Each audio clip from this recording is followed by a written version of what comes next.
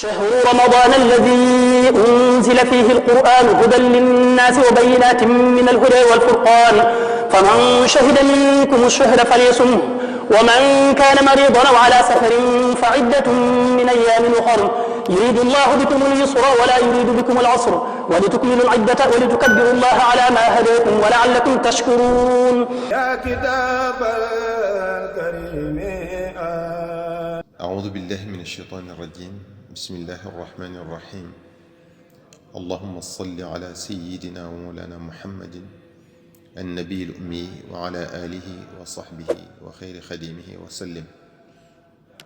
mbokk mi yow miy déglu waxtaan wi noo ngi sàkku ci yow nga julli ci yonente bi sallallahu alayhi wa sallam doonte dangay wax sallallahu ala muhammadin dooga wéyal. assalaamu aleykum wa rahmatullahi taala wa barakaatuhu. tomb bii nag ñuy waxtaane tey mooy njariñal doom ju baax ak nam la mën a jariñee sa ginnaaw. ñu war cee déggee ginnaaw bu ñu ko waxtaanee ba noppi ne war nañu ñuy yar sunu njaboot bu baax a baax. war nañu ñu di leen jaarale fi nga xam ne yonente bi sallallahu alayhi wa sallam moom la ñu sant ñu jaarale fa sunu njaboot. war nañ leen a jàngal alquranu karim, war nañ leen a yar yarub lislaam, war nañ leen a toqental ci ay teggin ak lislaam ak ndigali suñ borom yi bu baax a baax ba buñ fi jógee ñu di ñu mën a jariñ fa ñu tëdd. dañoo jële ci abu hurayra radiyallahu anhu mu ne qaala rasulullahi sallallahu alayhi wa sallam inna allaha azza wa jalla la yarfa'u darajata lil abdi salih fi ljanna fa yaqul ya rabbi anna li hadihi fa yaqul bi istighfari waladika laka. mu ne sallallahu alayhi wa sallam dane suñ borom subhanahu wa taala dana yëkkati darajay jaam bi ci àjjana. jaam bi ne ko waa lan moo ma may lii? suñ borom subhanahu wa taala ne ko jéggulu gula sa doom ja nekk adduna jéggulul moo la ko may. ci beneen riwaaya mu ne inna allaha la yarfa'u al abda ad darajata fa yaqulu rabbi anna li hadihi daraja fa yaqulu bi du'aa'i waladika laka. suñ borom subhanahu wa taala dana yëkkati darajay jaam bi, bu ko defee jaam bi ne ko lan moo ma may daraja ji? suñ borom ne ko ñaan gu la sa doom ja nekk adduna ñaanal moo la ko may. kon ñu dégg ci ne sa doom ju baax joo bàyyi ginnaaw boo faatoo mu di la jéggulul di la ñaanal yàlla, sun boroom day nangu ñaan googee di la ko jotal te ñaan googee sun boroom da ci yëkkatee say daraja. kon yar sunu njaboot loolu rekk war naa jar ñu def ko. yonente bi sallallahu alayhi wa sallam nee na ida maata al insaanu inqataa an amaluhu illa min thalathatin illa min sadaqatin jaariyatin aw ilmin yuntafau bihi aw waladin salihin yad'u lahu. mu ne nit ki bu faatoo jëfam yéppay dog ba mu des ñett, mooy sadaqa jaariya, maanaam teen boo bënnoon nit ña di ca naan ginnaaw boo fa jógee ñu continuer di ca naan, ku ca naan ku ne da nga ca am yoolu màndal nit mu fekk la fa nga tëdd. kon jëf la joo xam ne day mel ne yaa ngi woon adduna ba tey di continuer di ko def, ndax ku ca jariñu ku ne rek yool ba dana la fekk fa nga tëdd.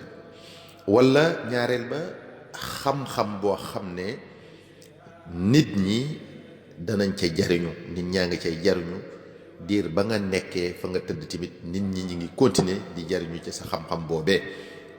maanaam loo xamal aw nit ña di ko jariñoo, waxtu wuñ cay jariñu wu ne rek yool ba dana la fekk fa nga tëdd.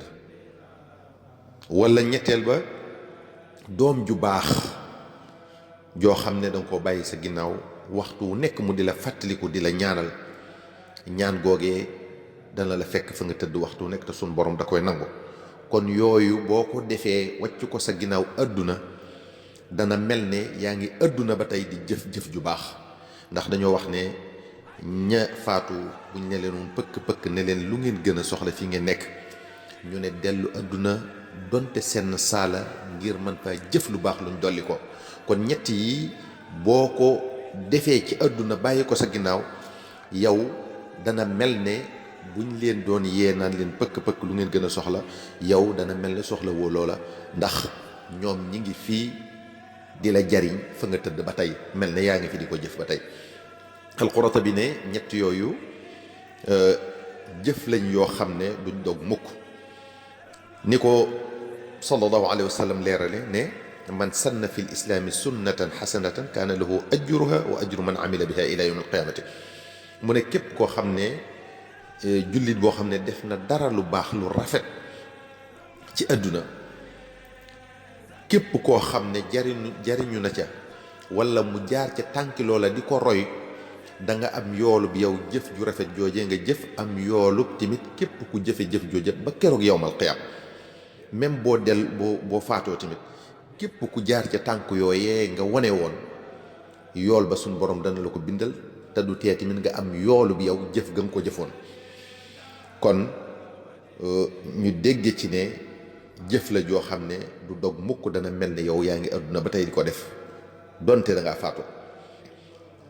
yonent bi sallallahu alayhi wa sallam nee na daawatu lmari lmuslimi li axihi bi dahri lgaybi mustajaba inda rasihi malakun muwakkalun kullama daa li axihi bi xayr qaala almalaku lmuwakkalu bihi amin walaka bi mithli. mu ne jullit bi bu ñaanalee mbokkum jullitam mu fàddu mu fi nekkut, su borom subhanahu wa taala da koy nangu, ndax am na malaaka moo xam ne loolu rek mooy yitteem. mu ne saa boo ñaanalee sa mbokk moom mi aw yiw, malaaka mi danaan la amiin ba noppi ñaanal la yow lu ni mel, ne la yàlla na suñu borom defal lu ni mel.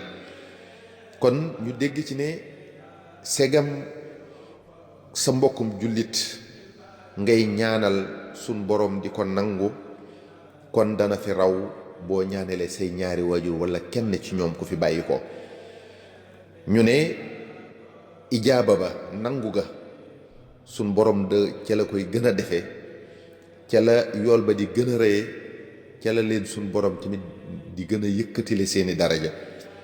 maanaam boo ko defalee say waajur ci la ko suñ borom di gën a nangu sax ci kon boo ko defaloon sa maneen mbokkum jullit, donte sax sa maneen mbokkum jullit suñ borom da koy nangu, ndax loolu dafa bokk ci birrul walidayni gi la suñ borom sant, ak al ihsan ila al walidayn, ndax moo ko wax wassayna al insana bi walidayhi ihsana.